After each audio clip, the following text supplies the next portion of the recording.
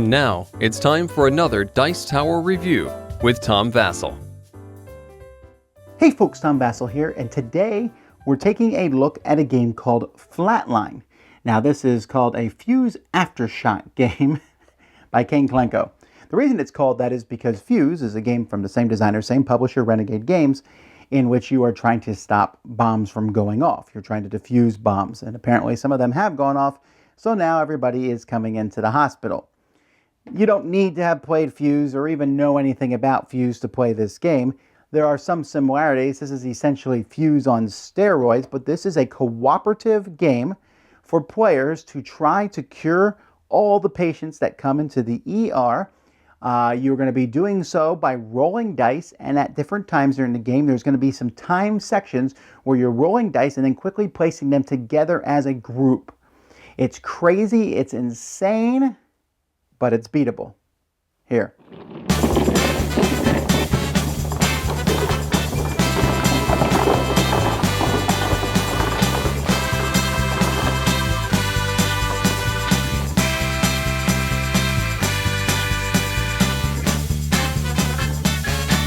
Welcome to the emergency room. In this game, depending on the number of players and how difficult the game is, you're going to have to cure a number of patients. You're going to start with some patients that are already here on the board. So I'm going to draw 4 patients and put them out here. And then you'll have a stack of tiles nearby the board, depending on how many you have to do. And you have to get through that stack to win. Now, the game is going to time you using a couple things. First of all, you're going to have a timer tile here, and this is based on the number of players, and also if you want to play okay or you want to play evil. Well, we're not going to play evil. You'd put that here, but you put out different ones of these based on how many players are playing. You're then going to fill this with these green cubes. These green cubes, like I said, are a timer. At the beginning of each round, you're going to take 1 green cube off. If you take the last green cube off, you've lost. You then are going to look and see the number underneath that green cube. So this says 5 cards. That's the number 5. You're going to be drawing 5 emergency cards from a deck. You'll draw a card. If it's a blue emergency card, it will be placed up here by the numbers. So there's my second one is also a blue emergency card. So that's going to be placed up here also. The third one's a blue emergency card. The fourth one's a blue emergency card. But the fifth one is an extreme, it's a crisis card, it's orange, and that will go over here. Now, after players have drawn these cards, and by the way, you can draw emergency cards, you can just keep drawing them, there can actually be 2 rows of cards up here. Players are going to roll the emergency dice. This says 2, and this says 6. 6 is great, there's no card here, but this 2 activates the card, and this one says, turn this wheel 1 space. Well, that's not too bad here. It could have been worse, but that's not an awful thing that has happened. But sometimes here it says you can't use your green cards. There's all kinds of negative benefits, and the more emergencies out there, the more bad things can happen.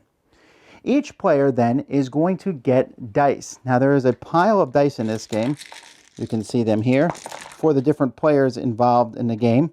And so players are going to be rolling their dice, but they're going to be not rolling all of them. They're just going to be rolling 6 of them. Unless, of course, you're playing a 2-player game, in which case you get 7. So at this point, you start a 1-minute timer, and everyone's going to roll their dice. After everyone's done rolling their dice, you are going to, in that 1 minute, place dice on the board as fast as you can. You're trying to do several things with these dice. You're trying to cure patients by placing dice on the matching spots. You are trying to put dice here so that you can get more green cubes to make your dice longer. You're trying to put dice on the cards to get rid of the emergencies, and you're also trying to put dice on the crises to be able to get rid of them. So this crisis here is a blue and a pink, and I'm like, okay guys, I got this, and I put that there. And everyone can talk back and forth, but you only have 1 minute to decide where everything goes. When placing on a patient, there are some rules to follow. If this shows a single person, only 1 person can put a die there. Well, that's pretty obvious. Only 1 person can put a die there anyway. But here, that means 1 person needs to put both blue dice down. Here, all the doctors can work together. That's what the orange symbol means. Sometimes a symbol will show this, which means every doctor needs to put a die here. It can be blue or yellow, doesn't matter, but every doctor in the game needs to put one here. And then one doctor needs to put these 2 different dice on these spots. In this spot here, everyone can work together. You need 5 dice, so this one needs to be orange or green, this one needs to be green or pink, etc. Here, 2 different doctors. One needs to put down an orange, a different doctor needs to put down a yellow. So players are going to be scrambling, and they're all going to be putting dice down at the same time. On the emergency cards, you just simply need to put the symbols. Here you need to put 2 that are the same to get rid of them. And over here, in these sections, you just need to put down the symbols that are shown there. And you need more symbols in a 5-player game, fewer in a 4-player game, etc. So a minute's going to go by really fast. Your time's going to be up. And then players are going to resolve. And they're going to look at each of these cards. If you don't resolve these crises cards, they turn over, become a red card, and get placed down here at the bottom of the board. A certain number of those, in a 3 to 5 player 3, 1 to 2 player 4, and you lose the game. So you really got to take care of these. But not only is taking care of those, you also have a green benefit from these cards that you will stick over here, and you can use that green benefit on a future turn. And there's all sorts of really good ones. Like here, this for 1 round, everyone gets an extra die. For 1 round, everyone gets a free re-roll. Now, I should mention that in this game, you can't re-roll. You roll once, except if someone's willing to sacrifice a die here, they can allow someone else to re-roll dice. And you can sacrifice a certain number of dice depending on the number of players in the game. So having that card that gives you everyone a free re-roll can be a pretty big deal. When you resolve emergency cards, they just go away, and that's good because the more of those out there, every turn you're rolling these 2 dice and you're going to be activating emergencies, which can be a real pain in the neck. When you cure a patient, so let's say when someone put a blue die here, we have these rings that you can show to cover that up, to show that that's been finished now. And when every spot on a patient is completely finished, then that patient has been cured. That's fantastic. Now, if you notice here, there's this spinning dial in the middle of the board. You're going to start wherever the blue diamond is, and this is going to rotate 1 every turn. But if you cure a patient and there's a green thing that's pointed to one of these energy lines, you're going to get that extra benefit. Here, you can just cover up a whole slot on someone else. Here, everyone next turn is going to get an extra die. If it happens here, though, you get nothing. And in fact, sometimes it will be a negative thing. This adds an emergency card. This means next round no one can re-roll. So things like that can be bad. So you need to, when you're curing patients, try to see where these energy lines are. So that's pretty much the game. Each round you're just going to keep pulling a cube off, adding more cards. You can add back 2 cubes at most, so the game is going to end when this gets to the end, or the game will end when you get too many of the crises cards out there, or the game will end when you cure all the patients that you need to cure. At that point, you guys have won. Now, when I said that this game was beatable, I've only beaten on easy so far. Almost. I mean, I came a die away from beating it on the regular level. But it's fun, all right? This is the kind of game that I really enjoy. I'm kind of a big fan of dice rolling real-time games. You'll see several of them in my collection.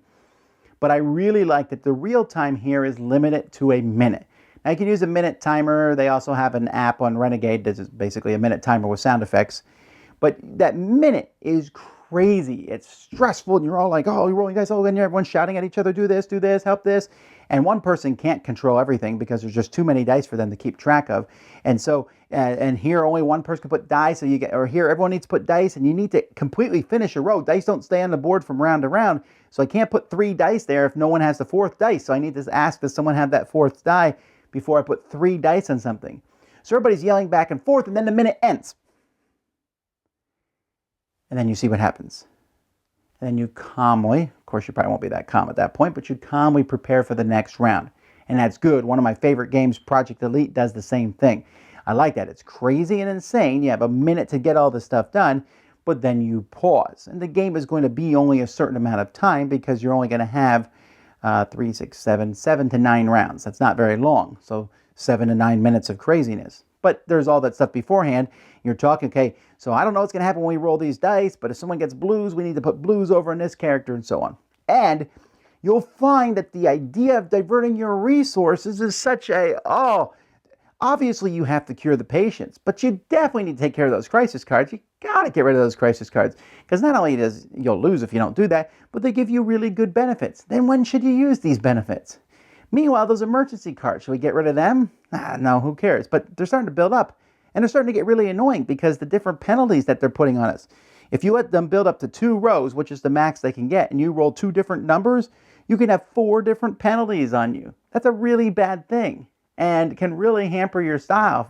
If there could be no re-rolls this turn or some other bad thing, it's like, we're trying to get this done, and I like that. And then even then you could put dice, I need to re-roll dice. Well, who's going to sacrifice a die to help me re-roll some of my dice, and who should we let re-roll dice to give the most dice that are not useful? So you'll find this is a game where there's a lot of yelling and a lot of shouting, but it's a cooperative game, so you're working together. And I know that sometimes people worry in a cooperative game, one person tells everyone else what to do. Unless someone is incredibly amazing and proficient at things, I don't think that they can tell everyone in the game what to do in a 1-minute timed frame. Some people will certainly try.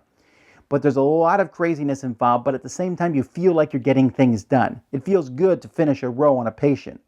Of course, you look at the number of patients, and if you are curing the fewer patients than needed to finish them before the rounds are up, you might go, we better get cranking here. Because at first, the game starts out, and you're like, when the first time you play, what should I do? Should I be curing patients? Should I be taking care of that? Should I? And a minute's up already. I didn't even put out all my dice. Yeah, that happens. Or you put out enough dice in one spot, but no one else finishes it. Or we need one person to do this, and no one seems to have that combo. Very interesting. I prefer this to Fuse, actually. Fuse is a fine game. I like this one better because this one has a cool theme to it. And by the way, I think they did a good choice here at making all emergencies and all patients and everything else. They made all of them faceless, right? So I'm not sitting there going, I don't care about that emergency, I don't care about this kid. No, it's a card. So you don't feel bad when something bad happens to a patient or what have you. They're just cards that are on the board, and that's good. But I enjoy it. It feels like a very robust game. It feels like the theme works well in the medical center. It's a theme that people should be pleased about. Hey, we're working together to cure people, and that's good. It involves dice rolling, which I enjoy. Symbol matching, and its color shapes, really great. Colorblind, no problem. High quality all around. I guess at this point, it's really a typical Renegade game. Certainly one I recommend, Flatline. Dice Tower Judgment, approved! Thanks so much for watching the Dice Tower videos. Find more great videos and reviews, as well as our top-rated audio podcast at Dicetower.com. You can also find other great shows at Dicetowernetwork.com. I'm Eric Summerer, and you've been watching The Dice Tower. The Dice Tower is sponsored by Cool Stuff Inc., where you can find great games for great prices. Cool stuff in stock. Check them out at CoolStuffInc.com. Shut the door!